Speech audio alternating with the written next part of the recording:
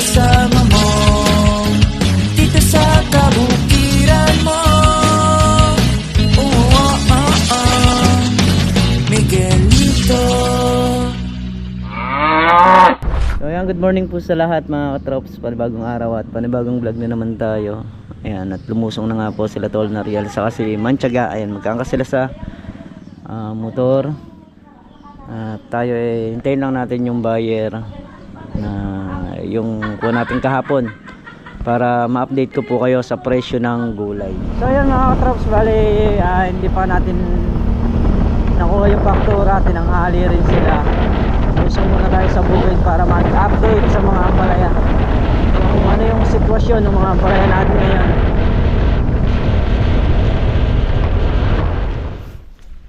So yun, update muna tayo dito sa ampalaya mga katrops. Sa lakas ng hangin kagabi, yung mga talong nakuhang humiga. So hindi naman lahat, pero may mga humiga. Yung sa ampalaya naman, yan, hindi pa natin pwedeng pasukin yan. Gawa nung medyo maselan pa yan. Pero okay naman sila. So, sana lang pag magdire-diretso yung ulan para nang sa ganun hindi na sila tuloy ang malamog. Kawawa na naman yung nandun sa kabila. Patatanim lang nun ngayon, ayun. Baha na naman. So ayan mga katrops, yung sitwasyon ngayon mas malalim ngayon kaysa nung nakaraan. Kasi nung nakaraan, itong tapat namin ito, hindi man inabutan ng tubig yan. Ngayon, ayan, puno na rin. Pati yung mga kalamansi yan doon, nakakalubog na. Ito yung naglagay ulit dito ng pananim. Lusaw na naman. Nung nakaraang bumaha, lusaw yan. Tapos naglagay sila, lusaw na naman ngayon. Yung PVC natin dito, wala na. Lubog na. Dati natatanaw-tanaw pa natin yung dulo. Ngayon, unabis na lubog na talaga lahat.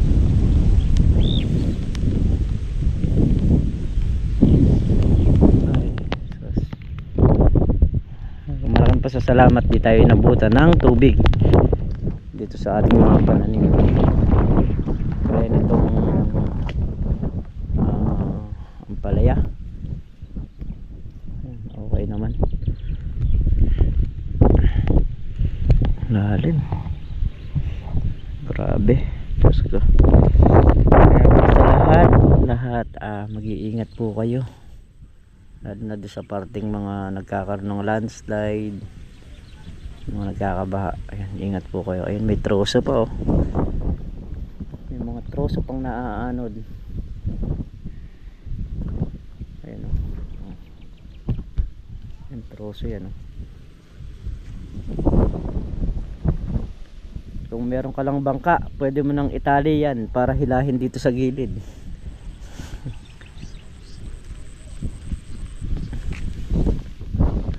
May mga troso pre.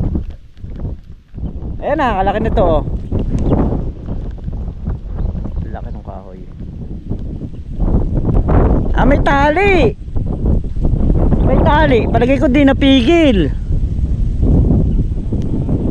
Ayan nakatali. Nakatali. Naputol tali nito. Ayan nakatali sa katawan, tapos nakatali sa may sanga.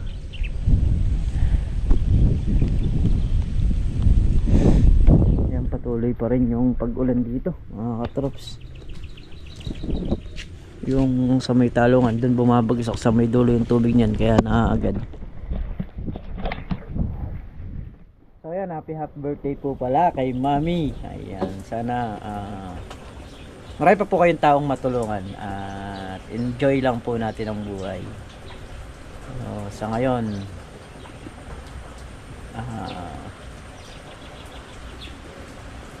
tawag nito puro trabaho. Sabi nga, puro trabaho po yung ginagawa dyan, pero may time din na pag uwi nyo ng Pilipinas, ayun, pwede nang magbakasyon o pwede nang kahit dito lang. Sabi nyo nga po magtitinda-tinda kayo. Ayun, muli po, happy birthday po.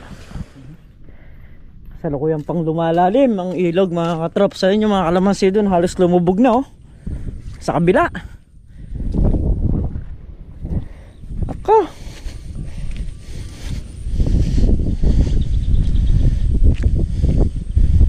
Diyos ko. Ayan yung kabila na yan mga katrops, puro kalamansian yan. Dati kung hindi natin nakita yung pwesto na to o hindi na ituro sa atin, dapat dyan tayo makakakuha.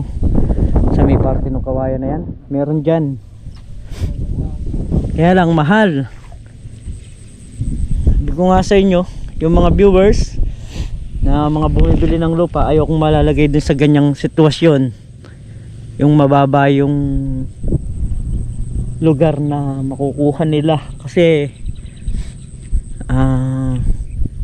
unang una, sayang gagastusin nila. Pangalawa, masisisi pa tayo kasi tayo yung nagturo. Kaya ako gusto ko bigyan ko ng pabor yung mga bumibili, hindi yung sarili ko lang yung papaboran ko, yung kikita ka lang, susubo mo yung tao. Ngayon ito mataas. Ayan, matataas yung lugar na pwesto na yan. Merong binibenta ron. Meron nga akong nakausap na isang gustong bumili. Kaya lang nakita ko yung sitwasyon ngayon, medyo mababaw,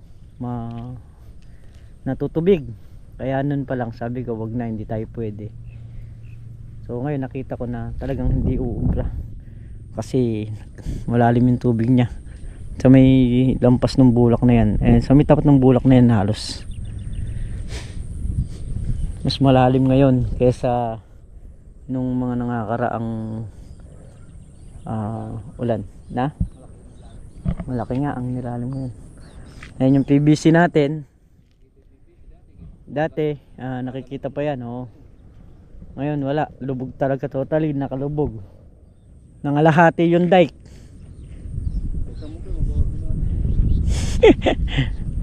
Kung kailangan mo ng patubig niyan, buksan mo yung PVC. Bilis lumubog ng mga halaman dyan.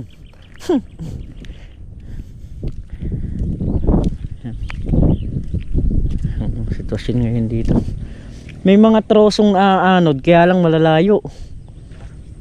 Oo, nasa gitna. Maganda sana kung malapit lang, pwedeng kuhanin. Kung lubid, no? Pwedeng itali dito. Mapupwesto rito sa gilid, oh. Kaya lang, mga nasa gitna eh. Bagay, marami nananagip ng troso niyan sa may parteng taas na yan. Oo. Oo. Gaya kanina, meron isang ano eh. Malaki yung kanina pre, nakatali. Kaya lang palagi ko nakawala. Oo.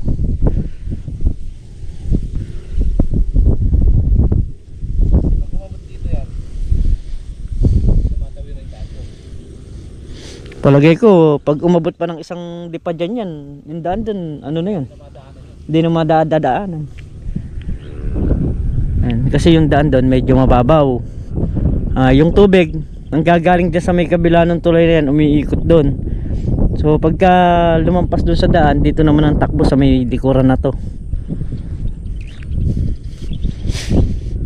Sana mag-araw na para hindi na ganun kalala yung perwisyo rito. So sa sitwasyon dito talagang yun, yung mga kalamansi siguro mga 2 years old dyan. Ayan o, nakalubog. Maluwang yan hanggang dito sa may babayan eh. Yun, ala nang ano yun, wala nang lunas yun. Wala nang kaligtasan yun, diretso yun. Pagka mga nalubog na ganun, diretso maninilaw yun.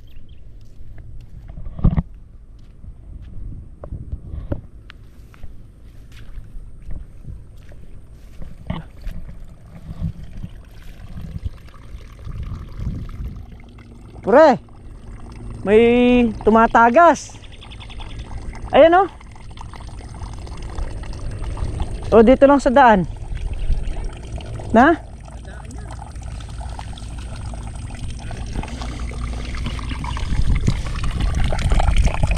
Nanggagaling lang sa daan. Kala ko tumatagas.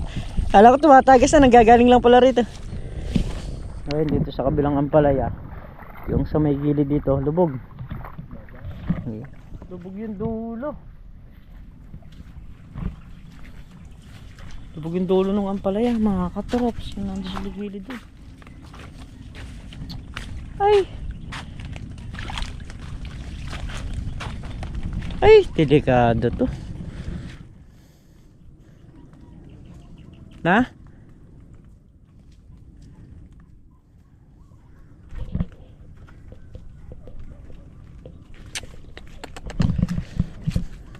Delikado to mga katrops. Yung ampalaya na to. Na?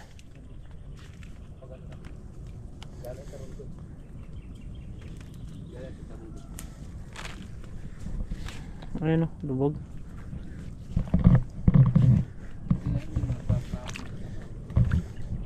Kaya kung nakasabog ng pataba dito, patay to.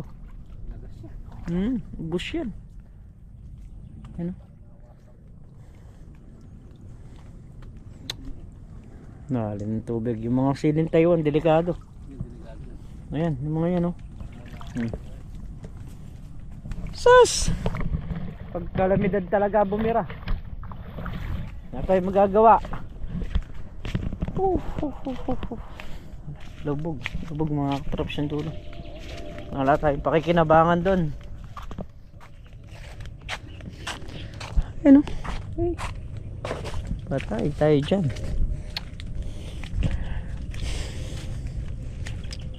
Ano? Yung mga dulo.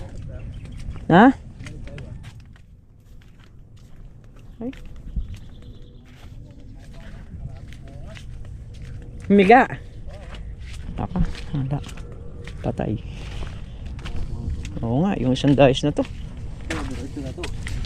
Oh. Dyan ang galing ng hangin eh. Kaya eto, yung dalawang dayos. Naka. Ayan, dapa lahat. Yung dalawang dayos na to mga katrops. Sumunod pa yung ano, sumunod pa yung kawayan, no? Yung kawayan mo sumunod dun. Tino, yung sergahan. Malakas yung hangin dito mga katrops kagabi.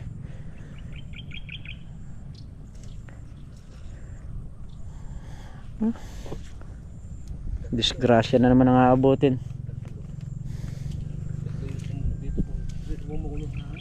Diyan nga. Tinanggaling yung hangin. Kung wala pang manggahan yan, baka sapul na sapul pa yan. Disgrasya. Ay. Saging ni paring Carlo, nalubog na rin. Saging, tagal na natin dyan, di pa namuso. Hindi pa nga.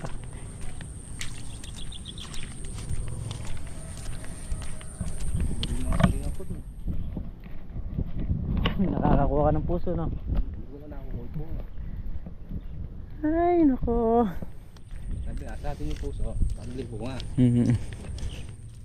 Na kung wala naman puso, walang bunga ya. Nagtubig yung kabilang ampalaya.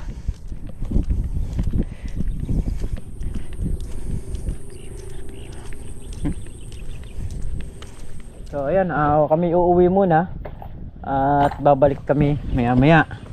Kasi nga kami yung naka-duty mamayang gabi. Sus. Anong gagawin pag nalubog ka na? Ayun na naman nga. Delikado na naman yung pag-ulan. Ha? Ako aabutan ako niyan. Ikaw hindi.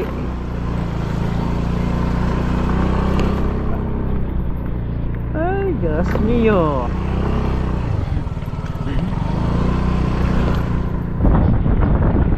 Sus.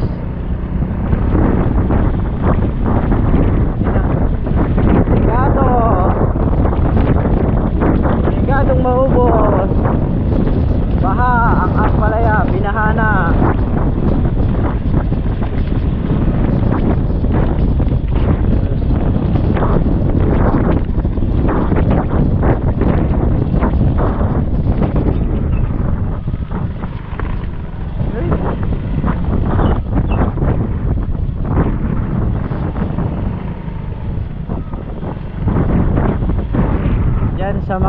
puno na yan,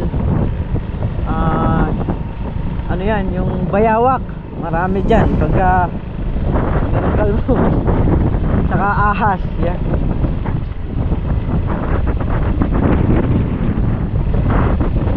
Dito yun. Dati nung nakaraang baha, nandito yung mga bayawak eh. Sa may puno na yun to. Dito. Yan. Yan, yung lugar na yan. Dahan-dahan ka pre, maraming bayawak dyan, tinan mo.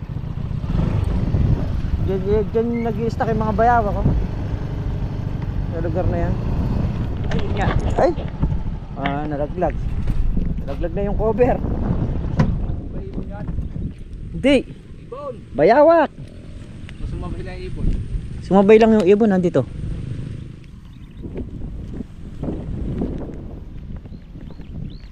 Yan sa yung banda na yan. Yan tumakbo eh.